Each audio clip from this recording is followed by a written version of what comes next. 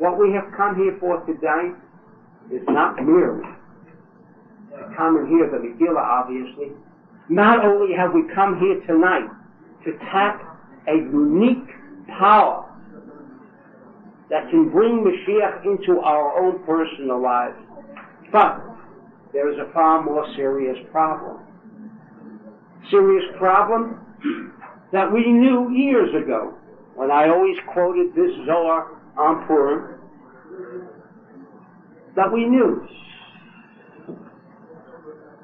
that peace in Israel can never be achieved unless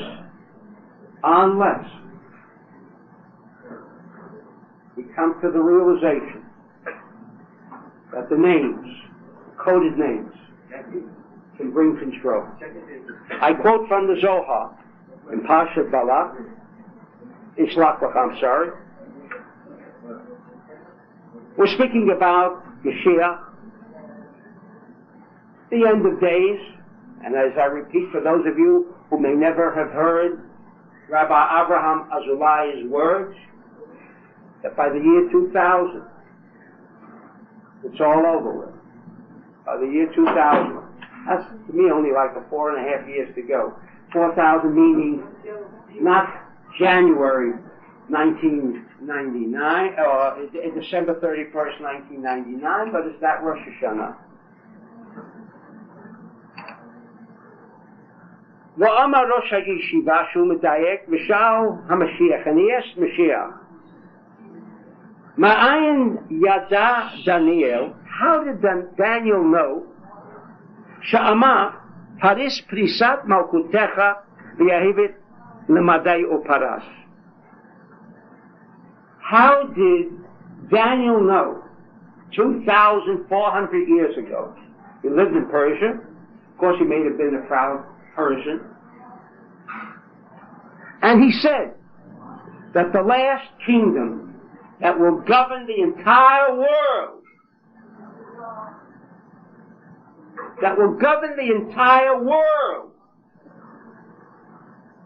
will be the kingdom of Persia.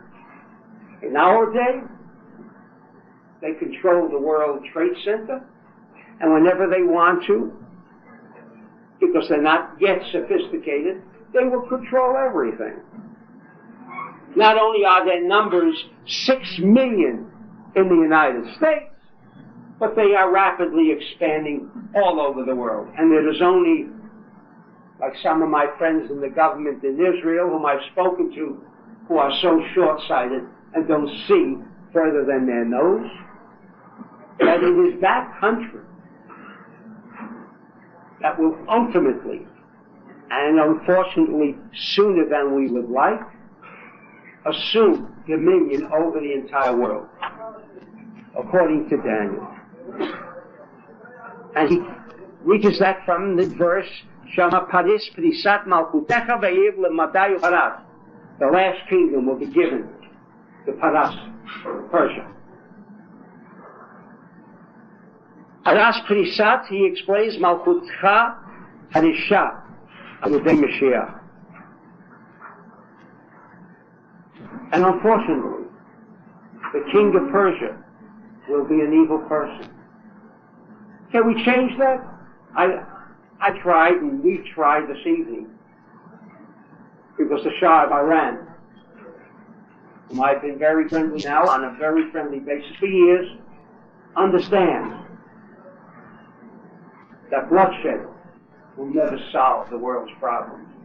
Wars for the best reasons, murder for the best reasons, will never resolve the world's problems. Yishlot melech paras v'yichvosh habei melukot. This is how it says the Zohar now. From Daniel, the Zohar has gleaned that the king of Persia shall capture many kingdoms. V'hu yishlat al eretz hakdosha yud bet kodesh. And included in his conquest will be the land of Israel. And Israel never happened. I've spoken to the best strategy people in Israel. Never happened. But you know what? I have a little more faith in the Zohar. And he will be there for 12 months. V'hu yishlo b'ya'arov rabim. Not only that, u'b'toch ha-Mashiach, hu Mashiach ben Yosef. As we know, there will be one Mashiach, Mashiach ben Yosef, and the final, ultimate, Mashiach ben David. And only then, v'achar kach yipol melech Paras. There will be bloodshed, says the Zohar. Can we change it? You know why they gave us a Purim? Are we still going to buy that? So we can be festive today because we achieved a victory some 2,400 years ago? We come tonight to change history. Thank God there are many thousands around the world that do not hear these words as something that is far out, incredible, too true to be, too far out to be true. No. Tonight, all around the world, wherever the Megillah is being read with all of its codes, and I say all of its codes, we do not miss one. Because every code taps into a particular energy that with that energy creates dominion and control. We've come here tonight because the problems not only are in Algeria, not only in the United States, not only in Argentina, not only in Italy, where we have suffered under the impact of this revolutionary government in Tehran, but we have come here tonight to change history. That's why they gave us a Megillah. Not just to hear the reading of the Megillah. Not only to change destiny in our own lives, so that we can remove chaos, pain, and suffering that we've been forced to endure by Satan consciousness over 2,400 years. Since that document was created, but never put to use. We, for the first time in history, we are making use of this document according to the Zohar, according to Rabbi Shimon Bar Yochai. The difference is, and the reason why Moses did not make it, with the Dor Dayah, the generation of whose capacity of intellect, knowledge, could never be surpassed, was the people were not involved. The people did not believe one miracle after another. They were too smart to fall for that trap. And they elected and opted for the trap of Satan. So they perished in the desert. We again are back. As the Ari HaKadosh stated, most of us are back today, are from those very same people who are incarnated and are being incarnated in these last few years. And who this time around will not express their egocentricity by stating, hogwash, pain and suffering is part of the landscape. It cannot be changed. Well, I say to you today that we are making a change all around the world. Not only are we affecting tens of thousands of people every day of the year, all around the world, people who are literally changing, elevating their sense of consciousness, but we are going to make a change in the entire world.